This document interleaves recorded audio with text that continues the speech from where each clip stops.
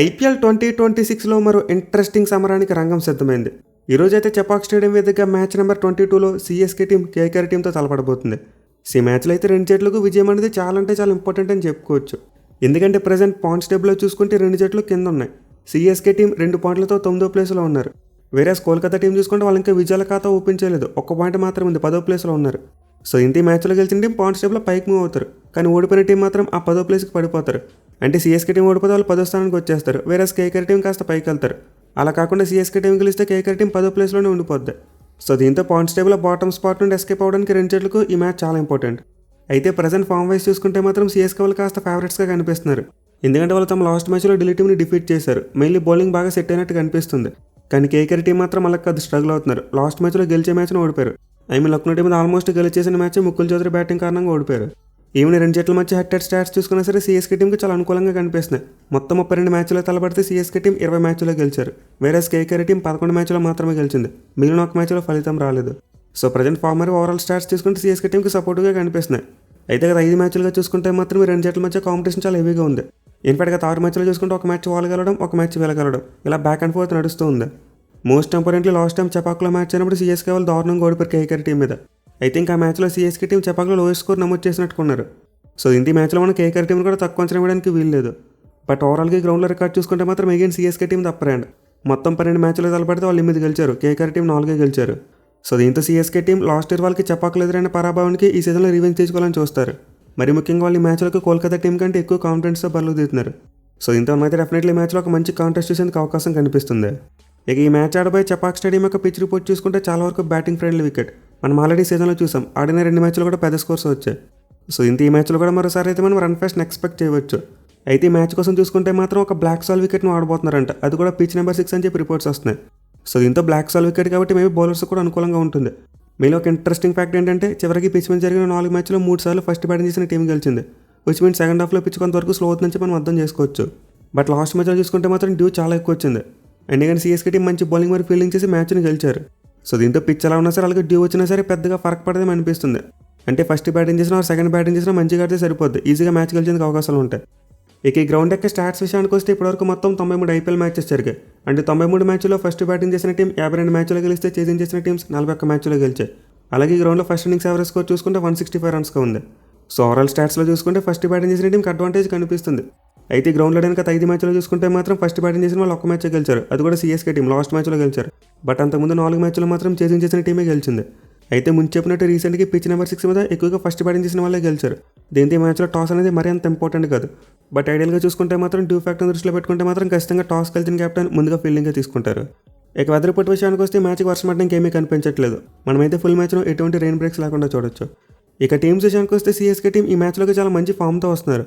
మళ్ళీ లాస్ట్ మ్యాచ్లో Sanju Samson centuries అదరగొట్టాడు, and అతని ఫామ్ సీఎస్కే టీంకి చాలా పెద్ద పాజిటివ్ అని చెప్పుకోవచ్చు. అయితే మ్యాచ్ కోసం మహేందర్ సింగ్ ధోని ప్లేయింగ్ లెవెన్లోకి వస్తాడంటే కొంతవరకు కష్టమే. ఈవెన్ అతను నెట్స్లో ప్రాక్టీస్ చేసినప్పటికీ అంత ఇంటెన్స్గా చేయలేదు. At the same time CSK team చూసుకుంటే తమ లాస్ట్ మ్యాచ్లో గెలిచారు, దీంతో విన్నింగ్ కాంబినేషన్ మార్చాలని కూడా చూడరు. ఇన్ఫాక్ట్ ధోనియే మార్చొద్దని కూడా చెప్పొచ్చు. ఎందుకంటే టీం సెట్ అయింది, మ్యాచ్ గెలిచారు, సో అదే కంటిన్యూ చేద్దాం, నేను ఇంకో 2 మ్యాచ్లు వెయిట్ చేస్తాను కూడా అతను అనొచ్చు. సో లాస్ట్ వీక్ అయితే ధోని ఏప్రిల్ 14 కంబ్యాక్ అవ్వచ్చు అని చెప్పి రిపోర్ట్స్ వచ్చాయి. బట్ ఈ మ్యాచ్ చూసుకుంటే మాత్రం జరిగేందుకు ఎక్కువ అవకాశం కనిపించట్లేదు. మేబీ నెక్స్ట్ 2 మ్యాచెస్ కూడా ధోని రెస్ట్ తీసుకునేందుకు అవకాశం ఉంటుంది. అయితే సీఎస్కే టీంకి బ్యాటింగ్లో చూసుకుంటే వాళ్ళ కెప్టెన్ అంత మంచి ఫామ్లో కనిపించట్లేదు. ఈ సీజన్లో చాలా స్లోగా బ్యాటింగ్ చేస్తున్నాడు, మెయిన్గా స్ట్రగుల్ కనిపిస్తుంది పవర్ ప్లేలో. సో దీంతో మనం స్టార్టింగ్ నుంచి చెప్పుకుంటుంది సీఎస్కే టీం ఆయుష్ మాత్రం ఓపెనర్గా ఆడించాలి, మెయిన్ అతను పవర్ ప్లేని బాగా యూటిలైజ్ చేసుకుని పెద్ద స్కోర్ సాధించగలడు. అయితే సీఎస్కే వాళ్ళు తమ తీసుకున్న డెసిషన్ అంత త్వరగా మార్చరు, ఒకసారి మైండ్లో ఫిక్స్ అయితే బ్లైండ్గా వెళ్ళిపోతారు. సో మోస్ట్లీ మరోసారి రుతురాజ్ గైక్వాడ్ ఓపెనర్గానే కంటిన్యూ అవుతాడు, అండ్ అతని మ్యాచ్లో ఫామ్లోకి రావాలని చెప్పి సీఎస్కే మేనేజ్మెంట్ కూడా కోరుకుంటుంది. ఇన్ఫాక్ట్ అతను కూడా ఫామ్లోకి వస్తే వాళ్ళ బ్యాటింగ్ చాలా గట్టిగా సెట్ అయిపోద్ది. So all of the sudden last మ్యాచ్లో సంజు ఒక సెంచరీ కొట్టడం వల్ల వాళ్ళ బ్యాటింగ్ సెట్ అయిపోయినట్టు కనిపిస్తుంది. అంటే మీకు ఆయుష్ మాత్రమే ఫామ్లో ఉన్నాడు, శివం దుబే మంచిగా ఆడుతున్నాడు, అండ్ సర్ఫరాజ్ గానీ అయితే వేరే లెవెల్. ఇక డెవాల్ బ్రేవ్స్ కూడా వచ్చేసాడు. సో దీంతో ఒక్కసారిగా గైక్వాడ్ చెప్తే మిగతా బ్యాటింగ్ అంతా కూడా సాలిడ్గా ఉన్నట్టు కనిపిస్తుంది. మీరు లాస్ట్ మ్యాచ్లో సీఎస్కే టీం 2 యంగ్స్టర్స్ని కూర్చోబెట్టేశారు. వాళ్ళ ప్లేస్ లక్కీ లూసెన్ మరియు గుర్జప్నీత్ సింగ్ లాంటి ప్లేయర్స్ని తీసుకొచ్చారు, అనేది వాళ్ళకి వర్కౌట్ అయింది. సో సీఎస్కే టీంకి లాస్ట్ మ్యాచ్లో చాలా మంచి బౌలింగ్ పడింది భయ్య. వాళ్ళు నిజంగా ఇదే బౌలింగ్ ఫామ్ని కంటిన్యూ చేస్తే మాత్రం ఖచ్చితంగా కంబ్యాక్ అవ్వచ్చు. అంటే సెకండ్ హాఫ్లో ఎక్కువ మ్యాచ్లు గెలిచి ప్లే ఆఫ్స్కి వెళ్ళేందుకు అవకాశం ఉంటుంది. అయితే లాస్ట్ మ్యాచ్లో వాళ్ళ బౌలింగ్ కంటే ఫీల్డింగ్కి ఎక్కువ రేటింగ్ ఇవ్వచ్చు. అంటే వాళ్ళ బౌలర్స్కి ఫీల్డర్స్ అద్భుతమైన సపోర్ట్ ఇచ్చారు, అందుకే వర్కౌట్ అయింది. Mainly జేమ్ out out of never ఒక మైండ్ బ్లోయింగ్ స్పెల్ వేశాడు. బట్ ఖలీల్ అహ్మద్ ఇంకా వికెట్లు తీయట్లేదు, అలాగే నూర్ అహ్మద్ చూసుకుని ఇంకా తన బెస్ట్ వర్షన్ చూపించలేదు. సో ఖచ్చితంగా సీఎస్కే టీంకి వాళ్ళ బౌలింగ్ విషయంలో ఇంకా ఇంప్రూవ్ చేసుకోవడానికి స్కోప్ ఉంది. అయితే లాస్ట్ మ్యాచ్లో పర్ఫార్మెన్స్ తర్వాత ఈ మ్యాచ్లోకి వాళ్ళ బౌలింగ్ యూనిట్ చాలా కాన్ఫిడెన్స్తో బరిలో దిగుతుంది. ఇక టీంలో మార్పుల విషయానికి వస్తే ఎలాంటి మార్పు వచ్చేసేందుకు అవకాశం కనిపించట్లేదు. మోస్ట్ లైక్లీ లాస్ట్ మ్యాచ్తో వచ్చిన ప్లేయింగ్లో ఉంటేనే ఈ మ్యాచ్లో కూడా కంటిన్యూ అవుతారు. ఇక కోల్కతా టీం విషయానికి వస్తే వీళ్ళైతే చాలా సమస్యలు ఫేస్ చేస్తున్నారు. మెయిన్లీ బ్యాటింగ్లో చూసుకుంటే ఫినాలే అనుకున్న స్థాయిలో ఫైర్ అవ్వట్లేదు. స్టార్టింగ్లో ఒక 2 క్యామ్లు ఆడాడు అంతే, బట్ తర్వాత ఫ్లాట్ అయిపోయాడు, పెద్దగా పర్ఫార్మెన్స్ రావట్లేదు. అయితే రహానే మరియు రఘువంశ్ చూసుకుంటే మాత్రం చాలా కన్సిస్టెంట్గా రన్స్ కొడుతున్నారు. ఆల్మోస్ట్ ప్రతి మ్యాచ్లో కూడా రన్స్ యాడ్ చేస్తున్నారు. సో దీంతో పాటు ఫినాలే కూడా ఫామ్లోకి రావాలి. మిగిలిన వాళ్ళకి పవర్ ప్లేలో ఎక్కువ రన్స్ రావాలంటే ఫినాలే చాలా ఇంపార్టెంట్. వేరేస్ మిడిల్ ఆర్డర్లో చూసుకుంటే రింకు సింగ్ చాలా డిసప్పాయింట్ చేస్తున్నాడు అండ్ రమన్దీప్ సింగ్ కూడా చెప్పుకోగా పర్ఫార్మెన్స్ ఇవ్వట్లేదు. సో లాస్ట్ మ్యాచ్లో అయితే గ్రీన్ మరియు పోవెల్ ఒక మంచి పార్ట్నర్షిప్ యాడ్ చేశారు, బట్ స్టిల్ గ్రీన్ అయితే చాలా ఇబ్బంది పడ్డాడు. ఇన్ఫాక్ట్ కేకేఆర్ టీంకి ఇష్యూ ఇదే, మిడిల్ ఓవర్స్లో ఎక్కువ రన్స్ కొట్టలేకపోతున్నారు లాస్ట్ ఇయర్ నుంచి. అయితే ఇంకా IPL 2025 నుంచి చూసుకుంటే మిడిల్ ఓవర్స్లో అతి తక్కువ రన్ రేట్ ఉన్న టీం కేకేఆర్ టీమే. సో దీంతో కేకేఆర్ టీం బ్యాటింగ్ విషయంలో దీన్ని ఎంత త్వరగా వీలైతే అంత త్వరగా కరెక్ట్ చేసుకోవాలి. ఇక బౌలింగ్ విషయానికి వస్తే the biggest positive Sunil Narayana యొక్క ఫామ్. లాస్ట్ మ్యాచ్లో చాలా మంచి స్పెల్ వేశాడు అండ్ CSK టీంకి అగైనెస్ట్గా చూసుకున్న అతనికి మంచి రికార్డ్ కనిపిస్తుంది. లాస్ట్ ఇయర్ చపాక్ స్టేడియంలో ఆల్రౌండ్ పర్ఫార్మెన్స్ చూసాం. సో ఈ మ్యాచ్లో మరోసారి కేకేఆర్ టీంకి నరేన్ చాలా కీలకమవుతాడు. వేరే వరుణ్ చక్రవర్తి విషయానికి వస్తే ఫుల్గా ఫిట్ అయ్యని చెప్పి ఎక్కడ అప్డేట్ లేదు. దీంతో ఈ మ్యాచ్లో ఆడతాడో లేదో చెప్పలేం, మేబీ లాస్ట్ మూమెంట్లో కాల్ తీసుకోవచ్చు. అయితే పేస్ బౌలింగ్ విషయంలో కేకేఆర్ టీంకి ఒక పాజిటివ్ న్యూస్ కనిపిస్తుంది. మతీష్ పత్ర అనే స్క్వాడ్తో జాయిన్ అయిపోయాడు. అతనికైతే శ్రీలంక క్రికెట్ బోర్డు ఎన్ఓసి ఇచ్చేసింది. దీంతో ఏప్రిల్ 12న అతను కోల్కతా స్క్వాడ్తో జాయిన్ అయిపోయాడు చెన్నైకి వచ్చి. సో కేకేఆర్ టీం అయితే కావాలనుకుంటే ఈ మ్యాచ్లో 10 రన్ ఆడిస్తారు. బట్ అలా చేయాలంటే వాళ్ళ ఒక ఫారెన్ ప్లేయర్ని డ్రాప్ చేయాలి. మోస్ట్ లైక్లీ పోవెల్ని కూర్చోబెట్టాలి. బట్ లాస్ట్ మ్యాచ్లో పోవెల్ మంచిగానే బ్యాటింగ్ చేశాడు. పైకి వాళ్ళకి మిడిల్ ఆర్డర్ చూసుకుంటే వీక్గా ఉంది. దీంతో పోవెల్ లాంటి బ్యాట్స్మెన్ చాలా అవసరం వాళ్ళకి. సో దీంతో మేబీ మ్యాచ్ కోసం కేకేఆర్ టీం 10 రన్ ఆడించే అవకాశం లేదనుకుంటున్నా. మేబీ నెక్స్ట్ మ్యాచ్ వరకు వెయిట్ చేస్తారు.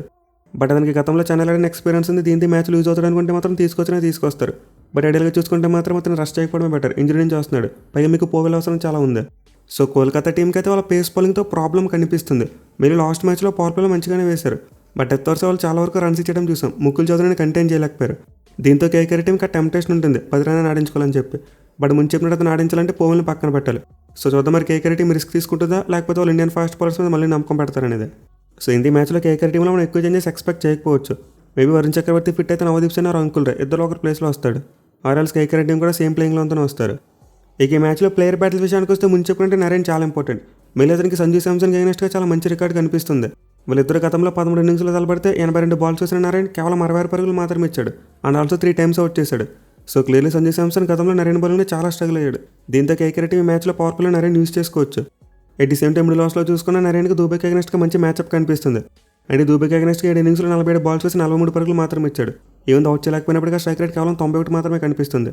సో ఈ మ్యాచ్లో కేకేఆర్ టీంకి ఖచ్చితంగా నరేన్ చాలా ఇంపార్టెంట్ బౌలర్ అవుతాడు. అది నాకు ఒక మంచి స్పెల్ వేసాడు CSK టీం చాలా ట్రబుల్లోకి వెళ్తుంది. ఇక మిగతా బ్యాటిల్ చూసుకుంటే ఒకవేళ వరుణ్ చక్రవర్తి ఆడితే అతనికి మరి బ్రేవిస్కి మధ్య ఒక మంచి బ్యాటిల్ చూడొచ్చు మనం. గతంలో ఇద్దరి మధ్య చాలా క్లోజ్ కాంటెస్ట్ జరిగింది. 5 ఇన్నింగ్స్లో 33 బాల్స్ ఆడిన బ్రేవిస్ 48 పరుగులు చేశాడు అండ్ ఆల్సో 2 టైమ్స్ అవుట్ చేశాడు. దీంతో వరుణ్ గారికి మ్యాచ్లో ఆడితే వాళ్ళిద్దరి మధ్య ఒక మంచి బ్యాటిల్ చూడొచ్చు మనం. ఇక కేకేఆర్ బ్యాటింగ్ సైడ్ నుంచి చూసుకుంటే పవర్ ప్లేలో రహానే వర్సెస్ ఖలీల్ అహ్మద్ ఇది చాలా క్రూషియల్ బ్యాటిల్. మళ్ళీ రహానే పేస్ బౌలింగ్ చాలా మంచిగా ఆడుతున్నాడు. అయితే గతంలో చూసుకుంటే మాత్రం ఖలీల్ అతను కాస్త సైలెంట్గా ఉంచాడు. 5 ఇన్నింగ్స్లో ఒక బాల్స్ వేసి 25 పరుగులు మాత్రమే ఇచ్చాడు. ఒకసారి అవుట్ కూడా చేశాడు. దీంతో ఈ మ్యాచ్లో పవర్ ప్లేలో ఇద్దరి మధ్య ఒక మంచి బ్యాటిల్ చూడొచ్చు. ఇక మిడిల్ ఓవర్స్లో చూసుకుంటే గ్రీన్ వర్సెస్ నూర్ అహ్మద్ ఇది కూడా ఇంట్రెస్టింగ్ బ్యాటిల్. మళ్ళీ గ్రీన్కి నూర్ మీద చాలా మంచి రికార్డ్ కనిపిస్తుంది. ఈవెన్ ఒకసారి అవుట్ అయినప్పటికీ 22 బంతులు 38 పరుగులు చేశాడు. ఆ స్ట్రైక్ రేట్ 172 వరకు ఉంది. అయితే రోమన్ పోల్కి చూసుకుంటే మాత్రం ఓవర్ టైం మీద మంచి రికార్డ్ కనిపించట్లేదు.